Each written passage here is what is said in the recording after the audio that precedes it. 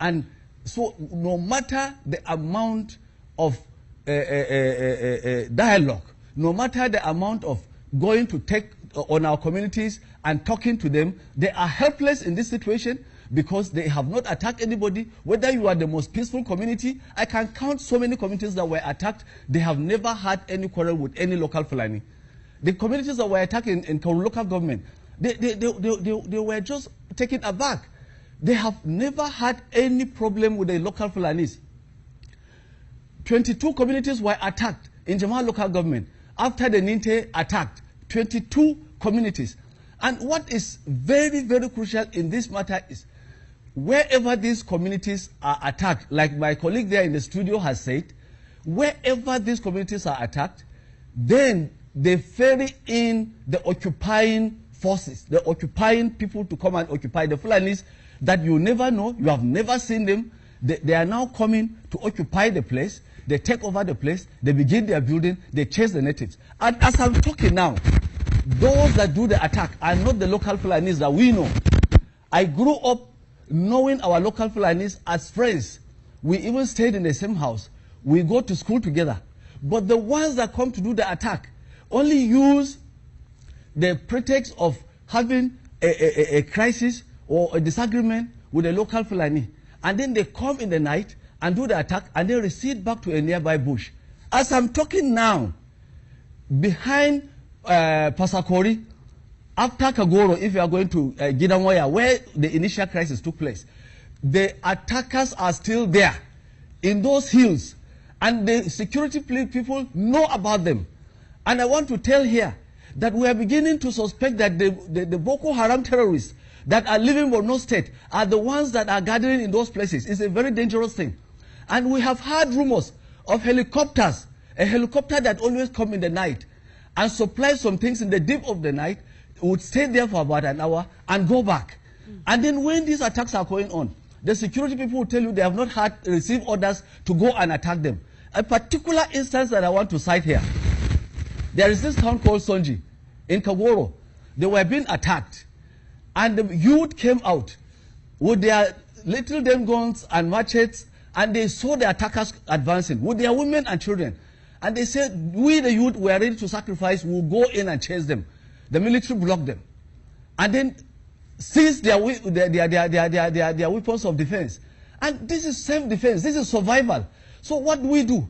So if the government has the will, if the sponsors of this genocide will bear Nigeria, have Nigeria a future, then they should call them to order. Because what is going on is more than reach the eye. It's more than the narratives that we're hearing. It's more than cattle rustling that we've been hearing about. It's not. It is pure genocide, pure ethno-religious cleansing, pure land occupation, pure capture of territory. And we as minorities in this region, in the north, the United Nations Charter guarantees us our rights. Our land is our inheritance. This is our ancestral land. We have nowhere to go to. When you talk about the Fulani man, that is his cattle, that is his inheritance, that is his life. He comes from another country. We also, now do we begin to go and kill people in Kano because we are looking for land to farm? Even the grazing reserve that they are talking about today, we have been opposing it because we know it is a subtle attempt by government to take over land through legislature and give it to those same people, and then now make us second-class citizens, or completely assimilate us, or completely wipe out our way of life. Because when these grazing reserves are established, tomorrow you will find out that these places that have been taken over by government legislature, by government law, and given to some people that are doing purely their business, they will set up a community, and then they will start their schools. They will not just do grazing there. They will begin to build their businesses, other businesses. They will begin to farm and take over the communities. As I am talking today, let me tell you something. There is a grazing reserve that was established in the early 90s in our local government, my local government, Zangon Kataf. It's called Laduga. It was established basically for a grazing reserve. And what's a grazing reserve? It's to graze your cattle. But as I'm talking today, that Laduga, which had an initial landmark of 30,000 hectares, has been increased without anybody knowing to 70,000 hectares. And that land is taken over from the farmers without any compensation. And as today, as I'm talking, they are building mega structures in that place. It's no longer a grazing reserve. Big hospitals, big schools, road networks, better than what we find in the natives. And that is oppression. That is marginalization. That is subjugation. Let me tell you another thing. Southern Kaduna Senatorial District, out of the 3 senatorial districts that we have, many people may not know this. Out of the over 50 plus federal institutions that are in Kaduna State, none is in Southern Kaduna. The only institutions that we had were the ones that were established by the missionaries, the schools that gave us education. I went to LAA Primary School. That is why I can talk to you today. That is why I can talk to Nigerians. But today, back home, my younger ones don't have a school to go to because those schools were taken over and, from the missionaries and bastardized and thrown away. And today, we are not given anything. Even the federal universities that were established by Goodluck Jonathan, the former president, the 12 federal universities. We have ABU in the northern part. We have the college, Federal Polytechnic in the northern part. We have the Federal College of Education in the northern part. College of Agri in the northern part. School of Aviation in the northern part. School of Leather Technology in the northern, and all those institutions. But they will not have the capacity to allow that school, even against our pleas, sending our chiefs to go and plead, let this federal university go to the southern part, because we don't have even one institution, none. And the people have just been struggling with their famine, and yet sleep is not allowed. The only thing that we are left with is this land, and this land is being taken away from us again.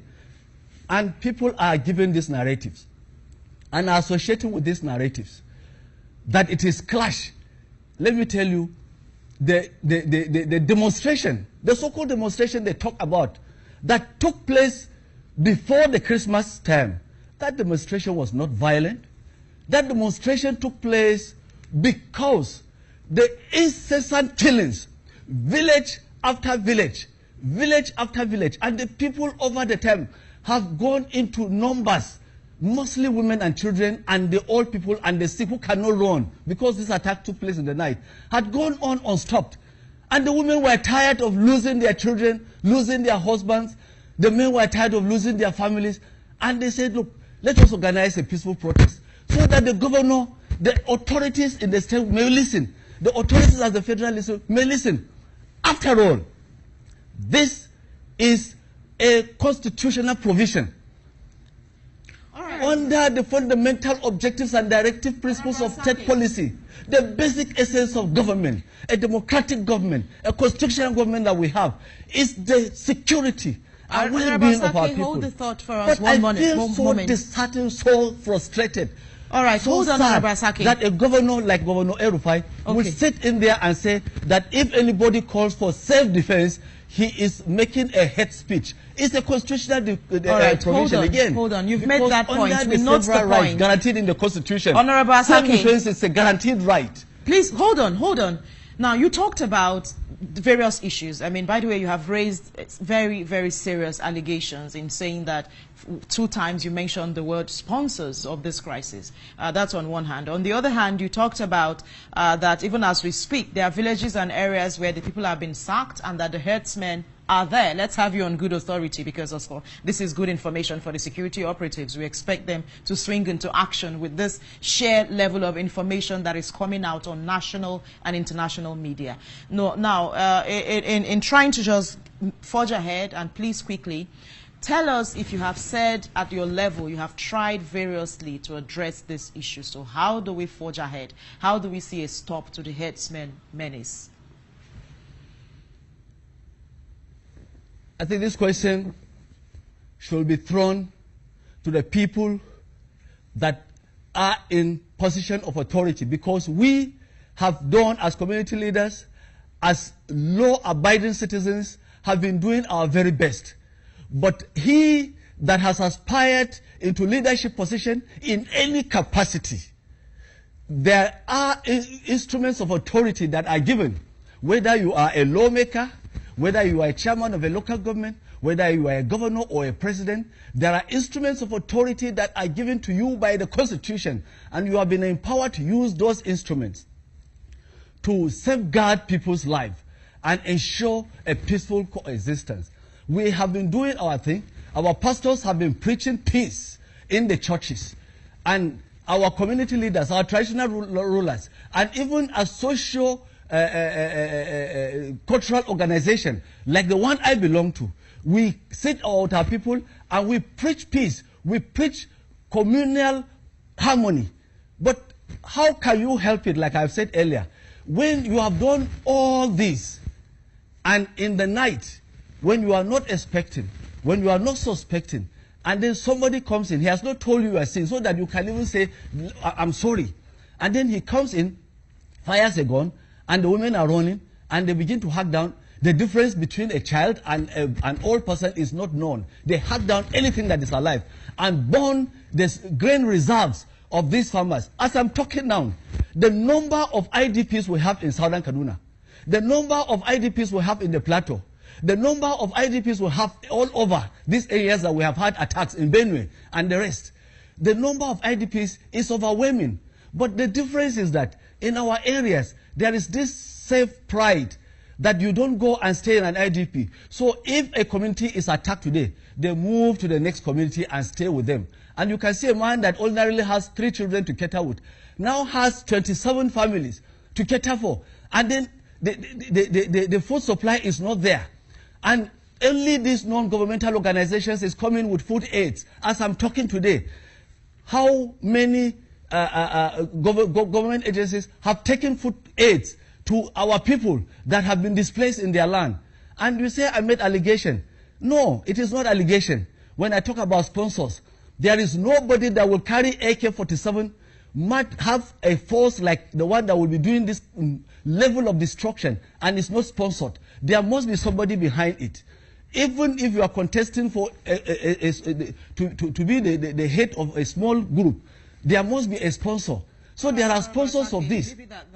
And like I said, the herdsmen, that they so-called herdsmen, but they are terrorists. All right, terrorists that have this that are coming to attack our place, and they are still there in the bushes. All right, thank you very much, Honorable Jonathan Asake. We leave it at that, and appreciate you for your time this morning and having joined us from our Abuja studio. We understand the passion around that subject matter for you, of course, knowing what you say you have seen happen in your community and those around you. Thank you so much, Honorable Jonathan Asake, former member of the House of Representatives, as well as the Director of Research and Strategy, Southern Kaduna Indigenes Progressive Forum, for joining us from our Abuja studios.